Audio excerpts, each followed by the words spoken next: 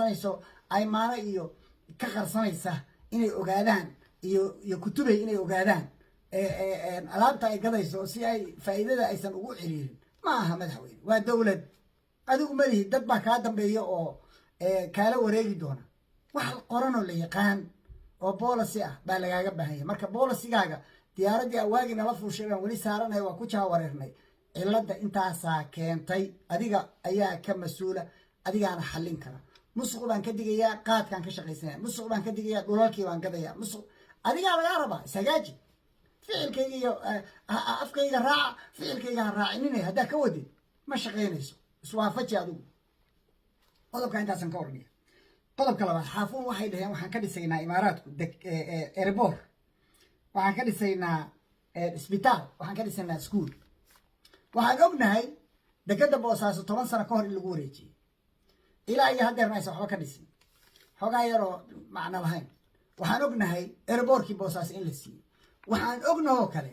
wax lagaga bedeshay inaana aqoon wax alla waxa lagaga bedeshay waa habartaas qararafta ahoo bagaashka doonaysa oo ay kutubay iyo ay maalo ka qarsanaysa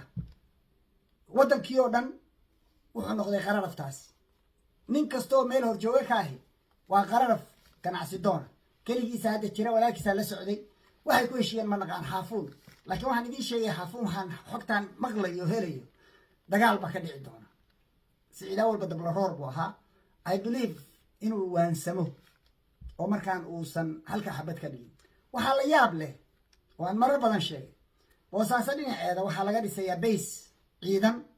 oo underground ah waxaa heshiis lala galay al-shabaab iyo al-qaacida kuwa daacish labadaba oo ay DB World lacag siiso lacag joogtaa si aysan danahooda iyo interestigooda u qasin diyaaradaha ka dega halkaa habeen walba diyaaradahaasi waxay waad aragteen qayladeeda reer boosaasoodoo dhan way kuusoo sheegayaan weydiiya idinku diyaaradahaas maqribkii bay degaan waxay qaadaan iyo waxay sidaan iyo waxay soo dejiyaan iyo waxay raraan cidina ma taqaan 700 oo colombiana baa la sheegay inay joogaan basekaas oo qof Soomaali aan loo ogolayn inuu galo inuu ka shaqeeyaan aan loo ogolayn madaxweynuhu waa ognahay wiilkiisii inuu contractiga siiyey dhismahaas inay booyadaha iyo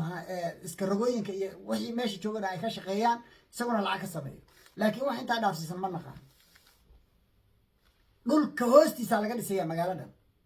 yaa kicin doona oo ina ka saari doona ilaahay unbaa garanaya waxaan ku bedelanay ma naqaan sidii oo kale la rabaa xaafuunna inay saa ku tagto waxaa kaloo dheer wafdi baa kasoo degay garoowe markaan maqlayo u socda garaacad imaaraati ah horaan idinku sheegay in lagu maman yahay siciid ku maman yahay dekadaas imaaraadku waxaa ka go-an inay gacanta ku dhigaan dekadaha oo dhan bayna u socdaane keligeed maaha dekad walba inay gacanta ku dhigaan sababtoo ah inay dilaan ganacsiga si miina xamriya iyo jabal cali aysan u noqon meel ciriiri ah oo luuq bay ku jirtaa aan ciriiri loo gelin dekada Soomaaliya ka soo baxa kuwa Yaman ka soo baxa kulli col bay la tahay maxaan ku iraahdaa dekada hadda laga dhisay Pakistan oo ay dhisaysa Chinese ko 3 billion ka lagu dhisayo 3 trillion ka lagu dhisayo waa la yaabay waxay ka samayn doonaan halka haday dhisanto waa khalaas Soomaaliya marka haday dekadeedu dhisanto iyaguna waa xirmaya marka reerkii dadkii shacabka ah ee dhistay dekada garaacad waxaan ugu baaqayaa inay feejignaadaan indhahooda furnaadaan cidnana aysan aaminin carab weli ninka u liita waa bin Zaid carab ninka u liita ugu xun ninkii madaafiicda u dirayay iyo rasaasta meesha la yiraahdo Falastiin oo caalamka muslimka oo dhan ka midaysnaayeen colaada yahuudu ay ku hayso dadkaas lagu baabiinayo lagu xasuuqay ninkii ka qayb qaadanayay adiga nin hooyadii baa la yiri qorax dhigay adiga hoos ku jiidi maayo Yaman wuxuu ku sameeyay Fiiriya oo walaalahooda Carab daris la Fiiriya Suudaan soo galay hadda ugu dambeysay Liibiya arka war wax maqla oo wax qaata ninkaasi hadduu idin soo galo noolaan maysaane yaan laydin ku khaldin been oo aan laydin investment iyo heshiis ganacsi baan la galaynaa niman tuugo hadhow kaa xoog badan oo cid kaa kicin karta aysan jirin irsaaqada ilaahay baa furan dekadii dhisatay ganacsigu isagaa imaanaya waa orod la gala heshiis cid alla ciddaa doontida oo ma garanaysaa aadan ka baqayn oo col ahayn caalamka oo dhan baa kuu furan maxaa qof cadow ah oo dhibaatadiisu ay muuqato caddahay maxaa faraha kuu geliyay oo hoosta uga galaysaa dad dhowra oo la laaluushayo yay idin hodin khuraafaadna idin akhriyin kelmadaasna intaasa ka warraya qodobka igu dambeeya habartii gaabnayd warkii aan ka sheegnay wixii lagu helay oo dhan waa xaqiiqoobeen inay may tegaysana beijkooday ku soo qoreen warkaas oo hordhacaan u helnay intaan la soo qorin baanu idiin soo gudbinay habartaas waxaan ku faraxsanahay madaxweynuhu inuu fahmay madaxweynihii ka horreeyey shaqadii uu qabtay oo ahayd haysam inuu maalin cad cayriyey inay tahay wax la samayn karo cid kastana la cayrin karo dhalinyaradan joogta new york oo abuukar baalle tiimkiisa ah ilaahay xifdiyo nimankaasu aad bay u shaqeeyaan soomaaliya danteeday ka shaqeeyaan cid alle ciddii kasoo horjeeday og yihiin un-ta iyo boolisigeeday si fiican u fahamsan yihiin waxa la rabo iyo waxa aan la ogolayn bay yaqaaniin qofkiiada darrawada way yaqaaniin habartan fartay ku fiiqeen mudday ka dacwoonayeen dowladda soomaaliya cabashooyin badan bay u gudbiyeen markii ugu dambeysayna dowladdu waa qaadatay inkastoo qarasta ugu dambeysay ay kaakicisay safarkeedii puntland mudduu ka aamusnaa xataa musabixii iyo wixii ay isla qasanayeen iyo corruptionkii iyo burburintii laascaanood rajadii shacabka oo ahayd inay isxoreeyaan ay cad madaxa kaga hayso ay lahayd ma jirto 32 qof baa lagu dilay iyadoo un-ta hay-ada ka mid a sida human right watch ay qoreen in ka badan 100 qof inay dhimatay ay tiraa 32 qof baa dhintay iyadoo security councilku condemn gareeyey iyadana ay shaqaale u tahay iyaga